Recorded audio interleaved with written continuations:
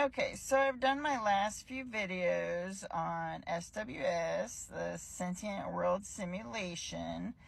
And basically what this is it's a government program where it has all this data from all these different institutions and countries and whatever, including the data from individual people, and into this model where they can game out, all right, what would happen if this happened, or what would happen if that happened. Okay, so let's say the simulation had individual nodes for every person, kind of just recording exactly, what they would do, like predicting. And if they did have that, that really would explain a lot of things, like how they know what I'm going to do before I do it, or how they know what I'm going to think before I think it, okay? And of course, this thing is either run by AI or AI enabled or whatever, okay? So, yeah, they can do all that data. So, sounds pretty scary, right? Because, depending on whose hands this thing is in, they could just game out all these scenarios until they get the desired result. And we would hope that that would be in the hands of somebody that's not going to abuse it, right?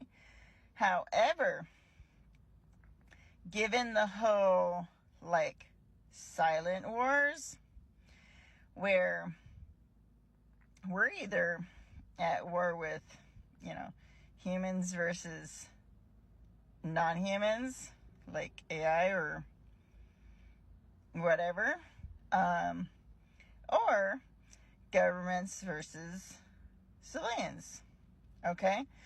So it's one of the two, might be both, okay? So in that case, if this tool is in the hands of either the governments or AI, that's pretty scary for us, right? Really, what this tool does is allows people to see in the future, okay? Because you're just letting things play out how they would, and without interference, and you could basically see what happened in the world, really, okay? And then if you're interfering, that's when you get the alternate futures, okay? So, pretty unfair advantage over us. However, what I would like to point out is that they're not the only ones that can see into the future, okay? There's psychics. There's people who have dream premonitions that show the future. And it's been shown that, there's people who can prophesize, okay? So, they're not the only ones that can see things, okay? And I would just like to share my vision, because despite having that tool,